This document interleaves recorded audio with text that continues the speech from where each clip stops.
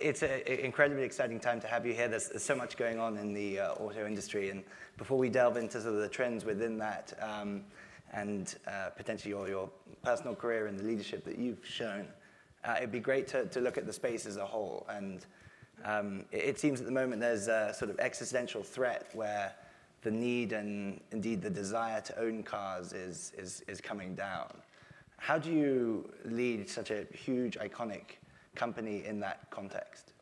Well, I think, obviously we do a lot of research to understand what's happening. We're definitely seeing people are deciding to buy vehicles later, depending on where they live. And if you put the customer in the center of how you look at this, it doesn't surprise me that if you're in New York City and you pay a lot of money for a car, you pay a lot of money to park it. When you get it out to drive it, you're in stop-and-go traffic. When you get to where you want to go, you're going to pay a lot of money to park it if you can find a place. And so you start to look at all of those as customer pain points. And you start to say, people are still going to need to move from point A to point B, but depending on if they're in a dense urban environment, what are they going to need to travel with them? Are they a single individual? Are they, do they have 3 children and a pack and play? So I think we try to look at it to say, let's really understand the customer and let's understand how we can create value for them and how we can provide new experiences that are better for them. And that kind of drives us on how we make decisions about what we invest in and different concepts of why we did the alliance with Lyft, why we bought Cruise Automation, why we started our own car sharing program, Maven. It's all with this intent to make sure that we're looking and saying, how do we provide the most value for the customer as they get from point A to point B? Right, and in these times of sort of quick change, presumably that requires a change of behavior equally at General Motors. And it's over 100 years old, over 200,000 employees. I'm sure you know these stats. But more seriously, historically the focus has been on a long product cycle, on lean operations, not on taking risks, on iterating quickly. As we move from a hardware-centric world to a more software-focused one, how do you change the behavior to become more dynamic, more entrepreneurial? Well, you make a really good point, and we've invested a lot of time in that. One of the, people have this 100-year-old view of General Motors, and one of the stats that I throw out that usually surprises people is almost 40% of the employees, the salaried workforce, has been with the company less than 5 years. And so we are, there's a lot of new talent that has come to the company. As we've done that, we've, kind of remixed the shift of there used to be a lot of people who worked on body structures, and now we have a lot more software engineers in the technical area. So, we've really managed how we shift the skill set of the organization, because even if you take the traditional car, 10 years ago, when you look at a car, it had a radio, maybe had some systems on it. But now, every vehicle we make, even, I'll say the most base vehicle, has tens of millions of lines of code in it. So we've been making that shift and have a lot of new talent that has come to the company. But then the second part of your question is, we're a long development cycle. If you start from, from a blank computer screen, not a piece of paper, you're really going to be on a 4 to 5 year development plan to put a new car into the marketplace. But when we're doing a Maven, a new offering for Maven, it's on a week cycle. It's how quickly do you create the software to add the new functionality to the app. And so we've really had to challenge ourselves to know when we need to move at a vehicle development cycle, because in our business, the average age of a car is 11.4, I think it's over 11.4 years. So we're making a product that's going to be on the road for a very long time, and has to be, safety is an overriding priority with that. But yet, in different aspects of our business now, it's really, what is the minimum viable product to put forward that will really start to add value. So we have to be we talk about working at both speeds. One of the great things was acquiring Cruise Automation, because what we've done with Cruise, and we've now given them responsibility not only to develop the artificial intelligence or the specific software for autonomous, linked into the major technical resources of the company, but we've also given them the responsibility for commercialization. And we have, I'll say, a very thin line of a handful of people that they go to when they want to, leverage the vast resources of General Motors, there's like a pretty hard wall with the big company wanting to go into the startup because we don't want to overwhelm them with help and slow them down. And so it's really allowed us to kind of learn I'll say at startup speed, how to run a major initiative, a very important program that we're working on from an autonomous driving perspective, and we're able to start to infuse that type of thinking into the broader organization. So, the added benefit of acquiring Cruise was not only the wonderful technology and the talented people, but it was also just driving the whole company to work at startup speed. Got it. And speaking of autonomous cars, I think we'd all acknowledge now it's a matter of when, not if. What should we as sort of citizens be most excited about in that transformation, and what should we be most concerned about? I think what you should be most excited about is safety, because 96%, if you look at the latest statistics, 96% of all fatalities, and this is US data because it's readily available, are due to human error. And so as you get into autonomous vehicles, you are going to be moving to a much safer way to be moving from point A to point B. So I think that's one of the most significant. It also is, if done well, is more convenient, gives you time back. You can be doing other things in the vehicle, having different experiences, or I call it a vehicle, but in the whatever we want to call what moves you from point A to point B. I think worried about is, I don't know if the customer is necessarily worried, but I think it's also, I wouldn't call it a worry as much as an understanding, is that for a very long time, autonomous vehicles are going to be interacting with, vehicles driven by humans, and it's going to be moving to a much safer place, but that doesn't mean that, everything is going to be perfect. Nothing in life is perfect. No software program is infinitely perfect. And so I think understanding, how we make that transition in today's world, I think will be important, that we spend some time educating, but also helping people understand what the technology is capable of and what it's not, and especially when we're going to be, for a very long time, we'll be in a world that has both. Right. And you mentioned the significant investment you made in Lyft earlier. I think at one point there was even talk of potentially acquiring it. But what's the game plan there, and particularly given what's happened more recently, how do you think of trying to delete Uber? Well, that's Lyft's subjective. I would imagine the way we look at it and why we did the alliance is we believe that autonomous driving for an end consumer will first happen in a shared environment. Now, why is that? One is because as we first put the vehicle out, we'll want to own it. Until we go through the rapid cycles of getting the sensor cost down, there's going to be costs. So it's going to make sense to have it in a shared environment, but also because the vehicle will start with limited capability. Right now, we're limited on how fast the vehicle can go based on how fast we can process the data coming in from the sensors. That will change, and that will change rapidly. So what will happen? The cost curve will go down as the capability curve goes up. Of how does it manage a tunnel? How does it manage different snow and fog and all the other different elements? And so I think that as we look at it, that's why it was so important to have an alliance. And we've actually learned a lot about the ride sharing space through our alliance. But very important because that's where we think the first major opportunity is for autonomous vehicles. Right, so maybe summing up all these kind of first few questions. What does General Motors look like in 10 years' time, 20 years' time? I don't think anyone knows, but I think, my view and what I work hard every day to make sure is that General Motors is leading the transformation. Because when I look at the assets that we have, not only the deep technical talent of doing, again, machines that and technology platforms that are on the roads for more than a decade, and leading in how do we focus on the customer to make sure that, it's not just technology because we can, but how do we solve real issues? How do we make the world better from a customer perspective, from an environmental perspective, from a congestion perspective? And so I believe with all the assets we have, that we have a unique ability and responsibility to lead that transformation, to do it exceptionally well, and improve the whole transportation space.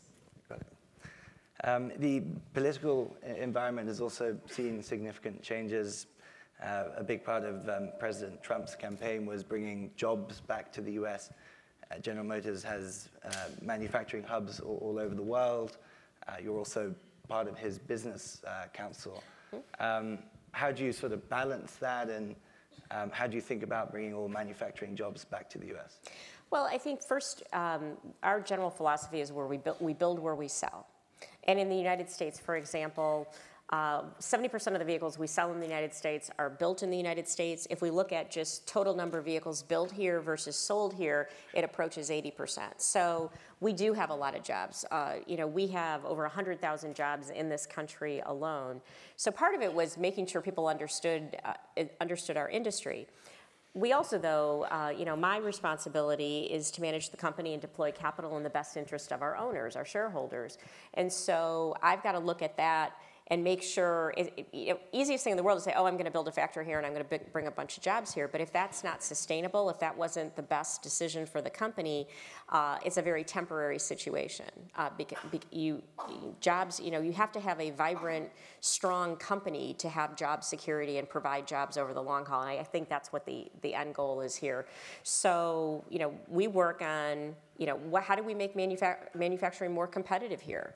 How do we, take away across the globe, there isn't necessarily a level playing field and what can come in versus that can be exported. So there's a lot that we can work on that's going to improve jobs, but the foundation of it has to be good business economic sense. Otherwise, it's not sustainable, and you really haven't done it. In the long term, it's not going to do anyone it's not good for anyone. Got it. Sort of looking specifically, I have one of President Trump's tweets. It said, General Motors is sending Mexican-made model of Chevy Cruze to U.S. car dealers tax-free across border. Make in U.S. or pay big border tax. They never sound as good when you. Yeah, they never sound as good when you read them out. General Motors is clearly not alone in facing tweets from President Trump. Given particularly the lack of clearly defined policy that we've seen, how do you react to a tweet like that? I think the first thing is don't overtrain on it. Because if you step back and say, okay, his message is jobs, that's pretty clear. We were within, I don't even think it was an hour before that tweet came out, we were able to put the facts on that specific vehicle that, yes, is built in Mexico, but then it becomes the economics of building cars. We probably sell, less than 10,000 of those vehicles in the United States because a hatch is something that, it's a segment that people want, but not, it's not a dominant segment. And that's true for most countries. So placing that business in Mexico with all the free trade agreements they have allows you to offer that vehicle. If you said, I can only offer it if I build it here, I wouldn't capitalize it, so it wouldn't be available. And so part of it was just explaining that the Cruze, the Cruze sedan is built in Lordstown, Michigan, and a factory is dedicated to it. I think that pretty much subdued that. But I stepped back and said, okay, I'm not going to overtrain on the tweet. I'm certainly not going to get into a tweeting exchange. Let's put the facts. I don't have those tweets that you said. But if you think about it, I stepped back and said, okay, what is the real message? And let's now work constructively on trying to create more jobs. One of the things I'm really proud about at General Motors is with the 100,000 people we employ, those are good middle class or better jobs in this country. And I'm really proud of the jobs that we provide. So let's look on how does it make good business sense for us to do more of that as opposed to responding to a tweet. Got it. And I guess that more formally, lots of potential trade policy coming up. Is there anything that you're thinking will benefit General Motors substantially or workers in the Rust Belt? I think workers across the country, but I think getting a level playing field. I think that's all we can really ask. We shouldn't ask for advantage, that is artificial.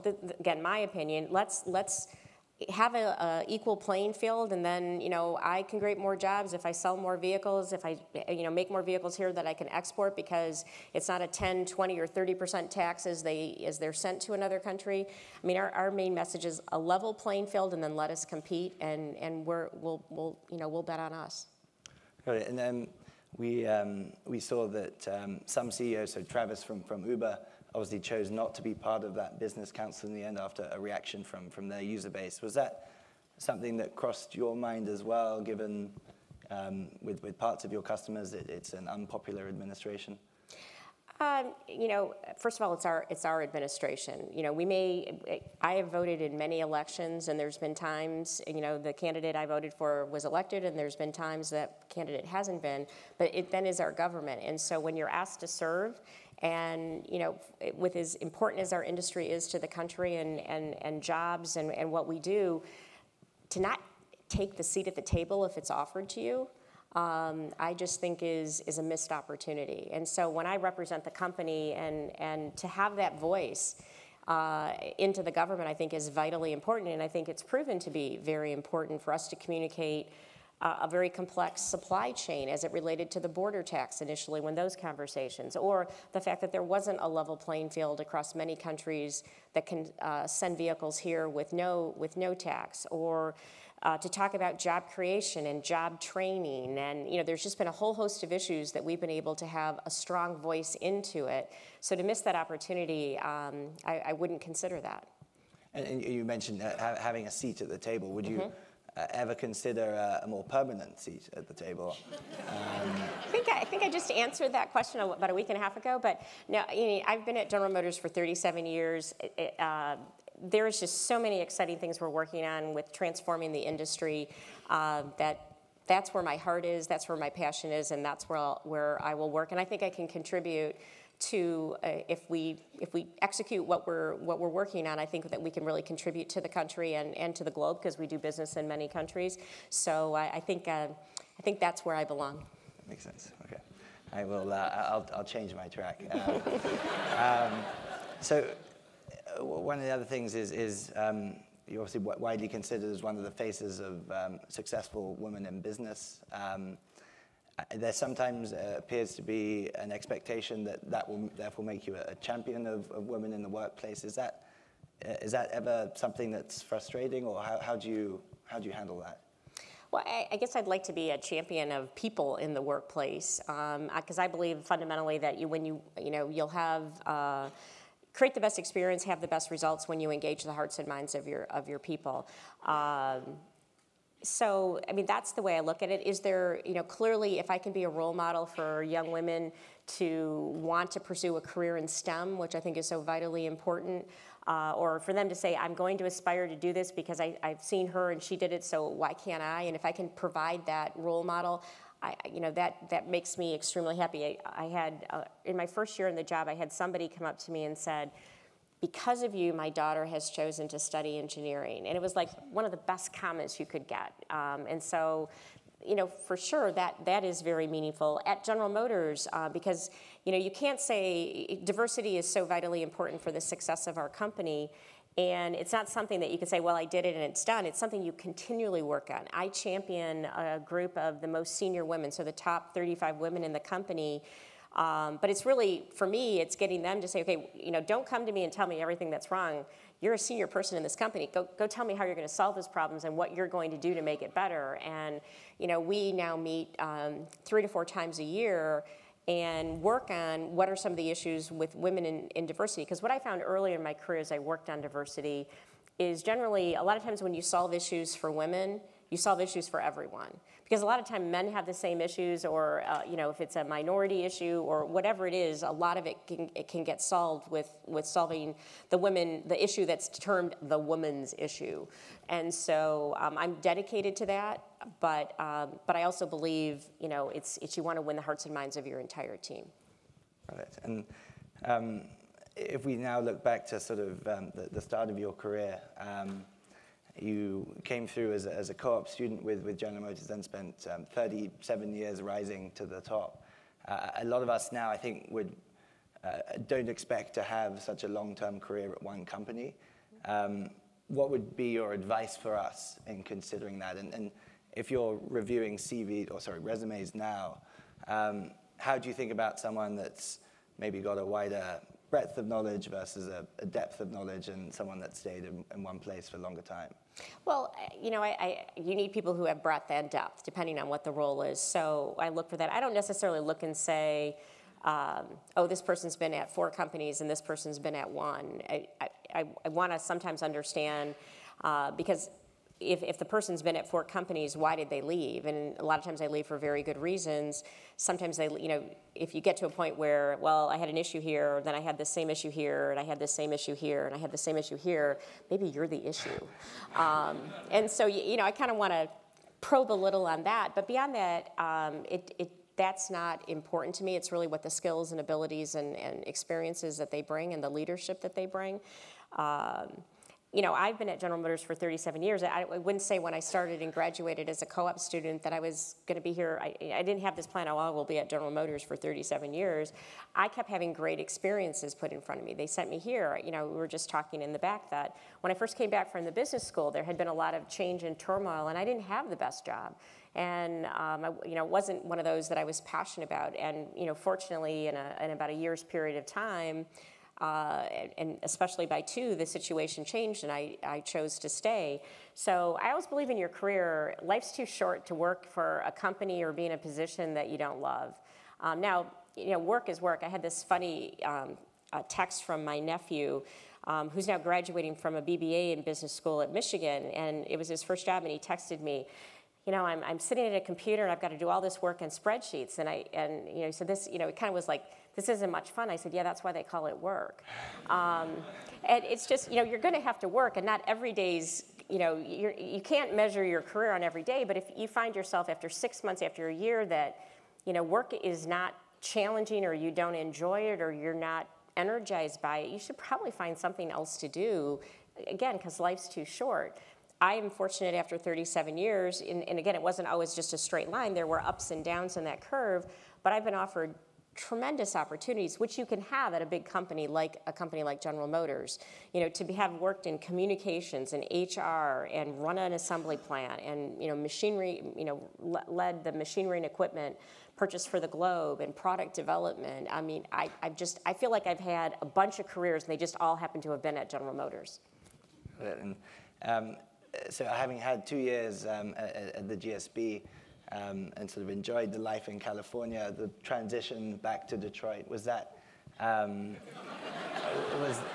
was that an easy one? And I guess as graduates again here, Detroit is probably not one of the places that a lot of us are looking for work. How do you think about that now? What are the positives we're missing about Detroit?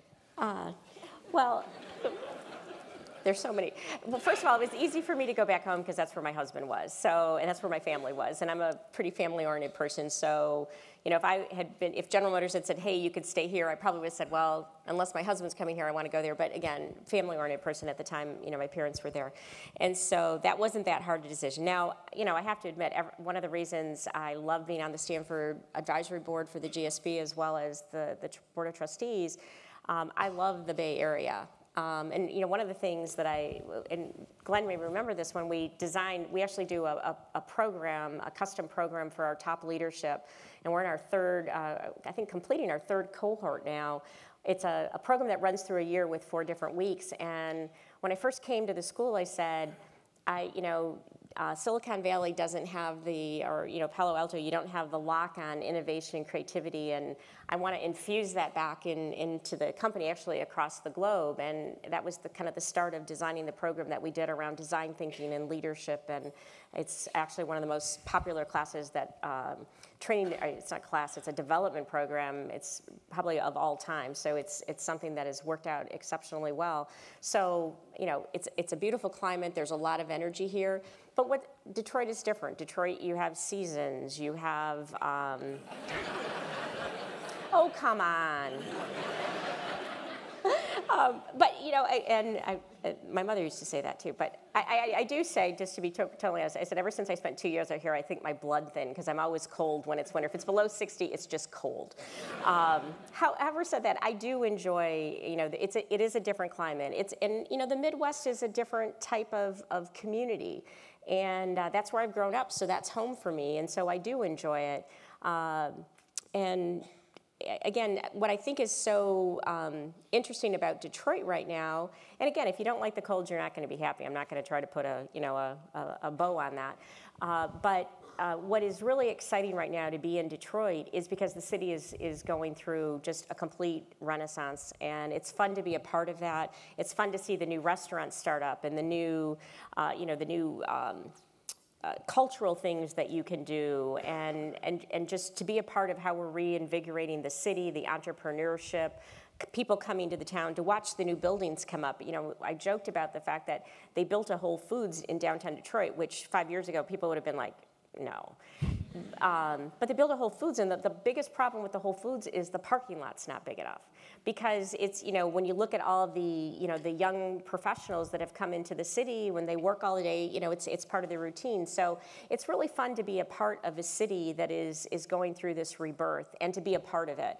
And the other thing why we're drawing a lot of entrepreneurs there is because it's pretty cheap to live there. So you can start a new business, you can launch something. So I love it here, but I love it there. That makes sense. And if we now jump a little bit ahead in your career, you became CEO. There were other internal candidates in the running. They changed from peers to becoming people that reported into you. How did you handle that transition? Well, I think first of all, we had a strong relationship before. We had worked together before, and I have a very collaborative leadership style. So I want to get the best views on the table, and I think because we knew each other so well, it wasn't like I said something and then everybody froze. And I want people to challenge me. I'm going to, come at an issue, and if I've got a point of view, I'm going to come at it pretty hard and be pretty convicted. But if someone presents a compelling counterpoint, I want to hear that. And so I try to make sure there's a lot of constructive tension and that all views are heard. I mean, there's times on really important decisions where I go to every single person around the table and say, what do you think? And I've also done work with my senior leadership team to build trust. We actually do offsites 2 to 3 times a year where we go in to make sure we know how to give each other constructive negative feedback, and have a direct conversation where I don't agree with you and it's not personal. But so I think because that's my style of being pretty collaborative, we were able to work through it pretty quickly. There was probably a couple little, where you kind of had to renegotiate what how the relationship was going to work. But I would say, a few weeks, maybe a few months in, it was kind of a non-issue. And that collaborative style, is that partly because of the experience you had at the GSB as well? The offsites you talked about sound like some of the courses that we do here. Was that like a big part of the collaborative style that you used? I think it's a good question. I mean, I learned so much here. I always say when people ask me, what did you learn? I mean, I didn't know what I didn't know. I mean, I had an engineering background. I had worked in a big company, but more in a focused area, and so it was so broadening to come here and understand the several aspects of business. So it's always been a foundation for me. But I think your point, it probably does root back to all those group projects you're doing now, where you could probably write the paper a little faster, but it wouldn't be as good because it wouldn't be fusing together 4 views or having those debates about what's better. And I think you're right. I think it takes more time, but in the end, you get, I think, a much better answer that you can then execute. Because the other thing is, once you go through that process of debating, everybody's on board. If you're doing it well, you get everyone on board, and then you execute a lot faster. Makes sense. And then, right at the time that you did become CEO, you had to immediately handle the faulty ignition switch crisis.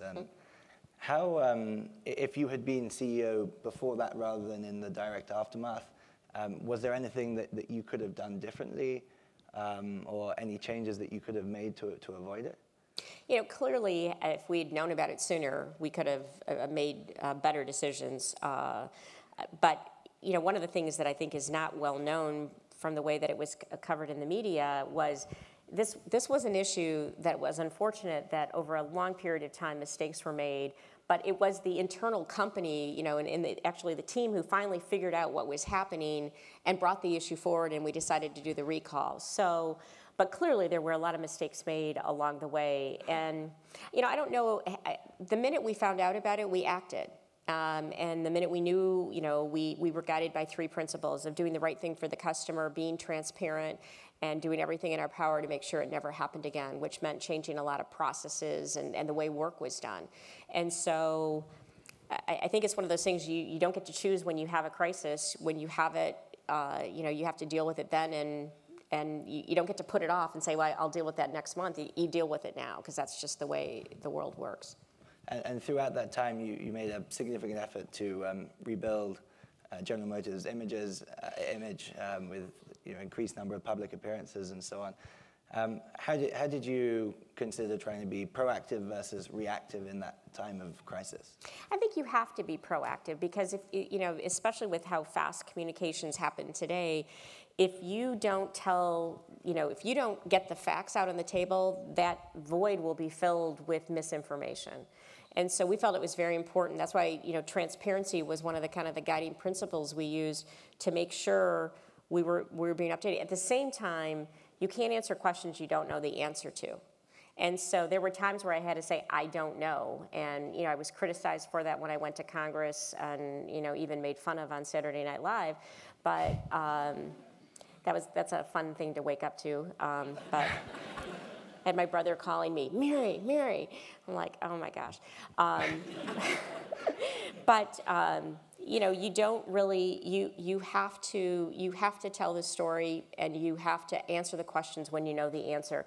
One of the things, and I encourage all of you, because you're so tempted because you think you know what happened. Until you know what happened, you can't answer. Had I done that, I would have answered wrong, and I would have probably caused a lot more harm to the company. So, you want to get to the facts as quickly as you can, but if you don't have facts, you can't, it's this race you're in, because you've got to move as fast as you can, but you have to do it with facts.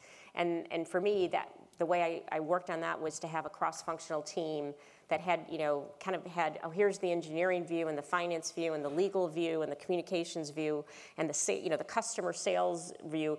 Let's all get in a room and let's figure out, what are we all hearing? What do we need to do? What are the facts? Are you sure? Okay, now we're going to move.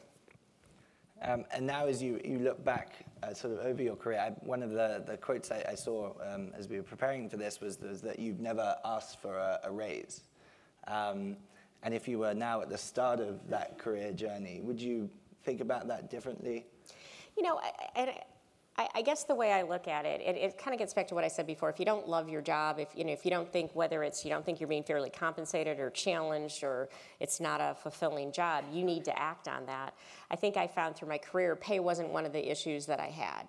I wasn't saying never do it. I'm just saying I found myself in a position where there were times I had to ask for, saying, hey, I know this is my job now, and I'm going to do this really well. But here are where my interests are, and I'd like to, have the opportunity to be considered for roles in this area.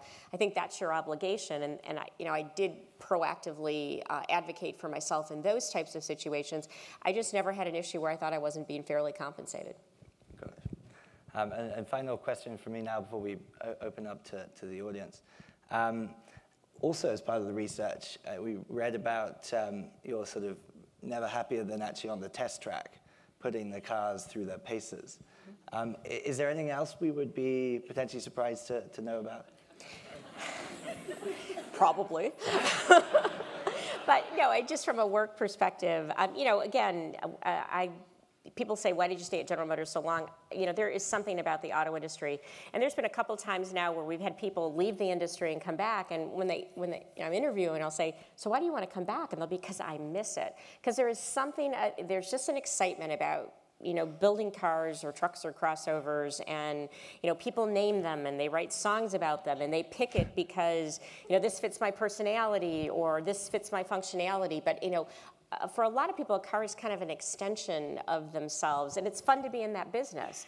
And then, I feel like we're in the technology business, we're in the fashion business, And so I love the industry. And I always say my best days are either spending time at design staff, because then you're looking at what is the next generation of this, or what is an all-new vehicle in this segment going to be. And the minute I see it, I'm like, oh, wait, why is that 2 years out? I want it now. Or getting to spend time in our Milford Proving Grounds or some of the test tracks we have around the world and driving our vehicles. And when I was running product development, every Friday afternoon we'd go out to our proving grounds and we'd drive our new cars or cars that were under development. We'd drive it against the competition, and we'd spend the afternoon. And it's what we do. So it's a lot of fun. Amazing. Well, at this point, I'll look to my colleagues.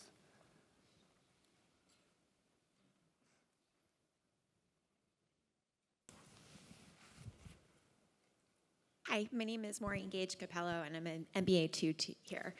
We talk a lot about culture at Stanford, and I wonder for you, you're kind of leading GM through this merger of cultures of an automotive world that is kind of slower returns, longer cycles, a lot of capital, versus like this technology innovation cycle of high returns, quick innovation. And I'm curious how you think about leading a company through that and merging those two cultures together.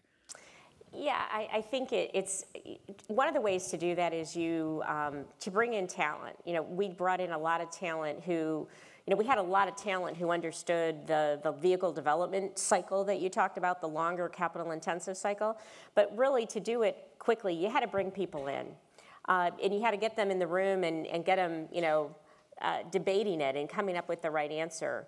Because you can do certain things, and especially in the vehicle, when you look at all the things you can do in a vehicle now of connecting your phone and all that different technology, or just the different functionality, better word, that you can do in a car now that you couldn't do 5 or 10 years ago. But how that works how you're technically doing that and still protecting the braking and the steering system, but providing all this functionality is, and most people don't understand. They'll be like, well, why can't I control this? Well, that's pretty core to the engine performance type of thing. So, but getting the two mindsets in the room and coming up with the winning solution is the best way to do it fast, I've found. And then just, from a culture perspective, to me, when I look at culture, it's about behaviors. So when people ask me, what are you most worried about? I'm confident we have good answers, but will we get them to market fast enough? And so constantly re-emphasizing the speed, but yet, sometimes an organization, especially an engineering organization, will take you so literally that you have to make sure that you're talking about safety and, one of the things we always say, we want results, but we want them with integrity. And so it's really, to me, talking a lot about behaviors, but when you're trying to blend two very different worlds, it's pretty hard to take this person or this person and switch them and have that be successful. But you put them together, and they can be really powerful.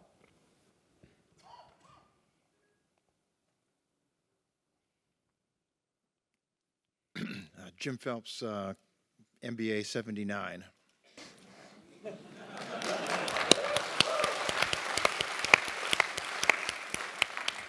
No cane, no walker. Going back to the breadth versus depth conversation that you had a while back, I wondered if you might be able to comment on the increasing push at both the undergraduate and graduate level to focus, be more capable the moment you come out, commit and pick majors earlier. In graduate school, get concentrations that are more finely tuned. And contrast that with the recent comments by Sam Palmisano, the recently retired chairman and head of another technical company, IBM, that he says, I think we have a need for more breadth, for people that can communicate, can be cross-disciplinary. How do you see that working out at a firm like GM? And what can you say to the student body that's facing these sorts of questions right now? It's really interesting. Again, from a company perspective, I need people who have tremendous depth. If you're a chief engineer of a vehicle, that's generally, by the time you get to be a chief, you've been in that vehicle development, being on a product program for about 15 years, because the cycles of learning, really being able to make all the decisions to integrate every single system in the vehicle, The way we do it, it's a really small team that is the chief engineer, and then the electrical group, and the powertrain group, and the body structures group, and the infotainment. They're all coming together, but they're the ones who've got to make those trade-offs. So, there's certain areas where we just need tremendous depth. But and then there's areas where you need somebody to say, yeah, I understand this, but I do need the breadth because you need to make the trade-offs. So it's kind of, you need to make the trade-offs this way or this way. That's why I say you need both. And I'm going to answer the second part of it as a mom, though. I mean, so I have a sophomore in college and a high school senior, and I just, we are just asking, I go back, and not that we can go back to when I was a kid, but, how can you know when you're 16 years old exactly what you want to do for the rest of your life? I mean, I'm not sure I know what I want to do at age 55 for the rest of my life. And so to make, so I think there's a need to, if you're studying engineering, to still have some broadening classes and some, some from a liberal arts perspective, or the liberal arts school, or to understand philosophy. I think it makes you a better engineer. So this, I'm only going to do this, and I'm going to focus, and I'm going to be the best person on this one technology.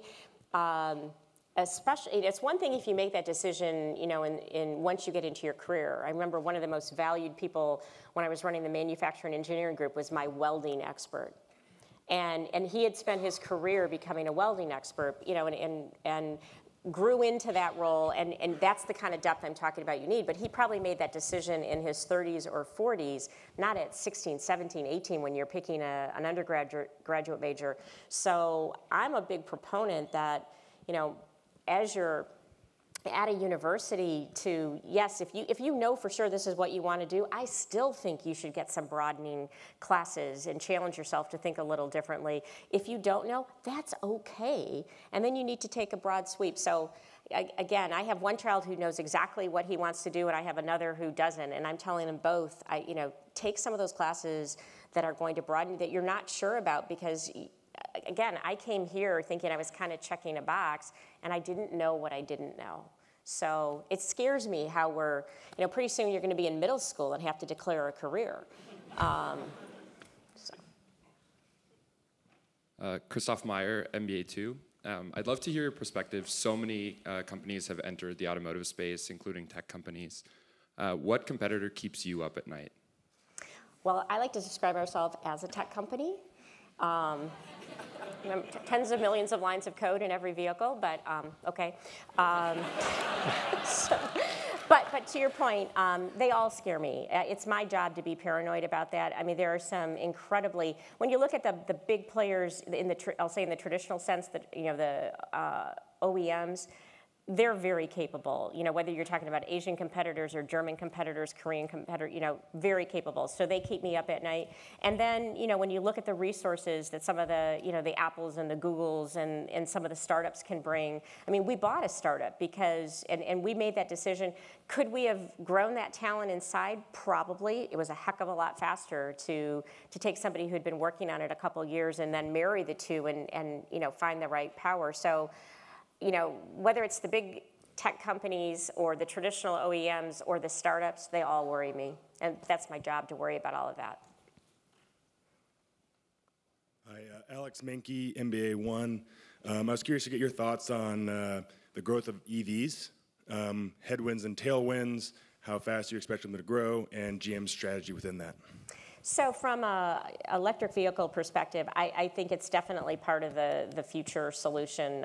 When you look at the environmental concerns, it's absolutely a must, as our fuel cells, and we invest heavily in both. I think EVs will come first, kind of down the learning curve. The growth is going to be, because we're still working on solving the kind of the energy density issues around batteries and the cost issues, although we had tremendous learnings from our first generation Volt to our second generation Volt to now the Chevrolet Bolt. I keep seeing the cost and the cost come down and the energy density go up. So I believe we're close. In fact, General Motors, we have put out externally said we have challenged ourselves to be the first OEM or company that has profitable electric vehicles that are affordable, because we believe it's so much a part of the future. It's the biggest volume is going to first be in China because they're regulating it. And when you look at the size of the Chinese market, last year it was 28 million new vehicles sold. whether it's 18, 19, or 20, 10% of that market by mandate will 10, 12, 14% will be electric or either fully EV or plug-in hybrid. So definitely moving. Here there's still, there's a part that's an emotional decision, and then for the bulk of people who buy vehicles, there's a financial decision. And with low gas prices, it makes the equation even a little bit harder. But I believe you're going to, in 5 years, it'll be significantly more across the globe.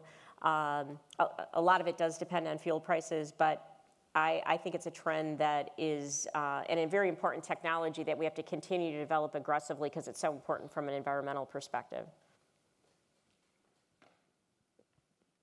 Hi, Mary. Jeff Howe, MBA 1. You have a particularly vocal and public investor in your company right now who's indicated is not 100% in agreement with everything GM is deciding. I was just curious to hear from you how you think about managing that dialogue and also how you think about shareholders in the context of all stakeholders in GM.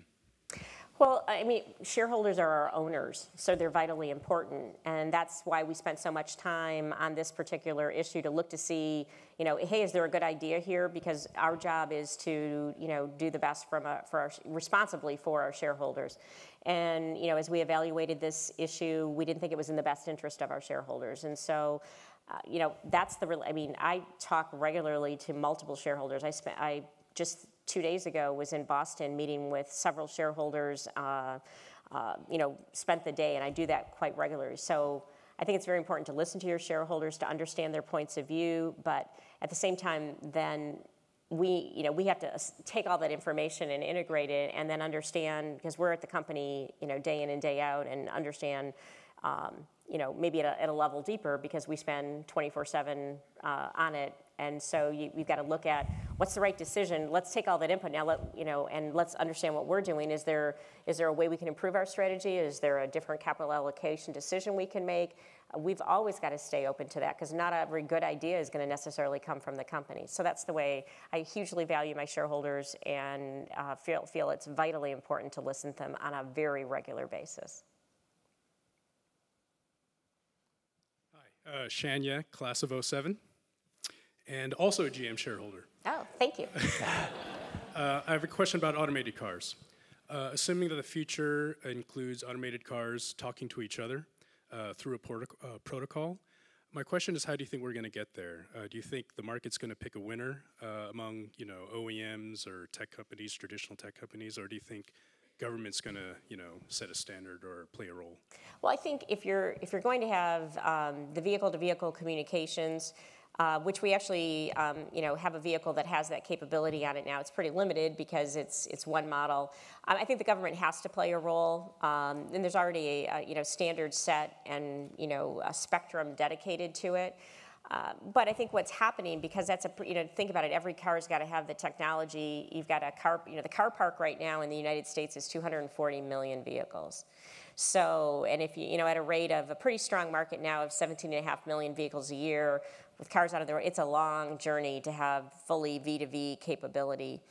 Although there's probably some things you can do, but then of adding the technology to other vehicles, certainly, but. So I think that's a part as we go, and it's V2V, V2I, V to infrastructure as well. But I think what's happening in autonomous vehicles now, because that's a longer journey, you've got a lot of the car's got to, really to do an autonomous vehicle, you need to control it, you need to know three things. Precisely where am I? Precisely what's happening around me, and therefore, third, what path do I take safely?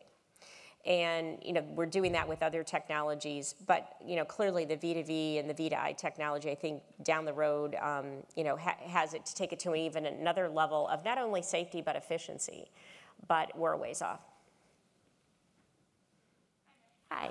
My name's Calvin Wyman. I'm an MBA 1. When you guys were talking about the roles that cars have played in American culture, it really resonated with me because I'm from Texas. And so I was wondering if you could comment a little bit about how you see the role of cars, and maybe more specifically GM, playing in the next generation of Americana. Well, again, as I started the conversation, I think it's our job to not say, here, customers, the solution for you, but to listen to the customer and say, what does technology enable us to do?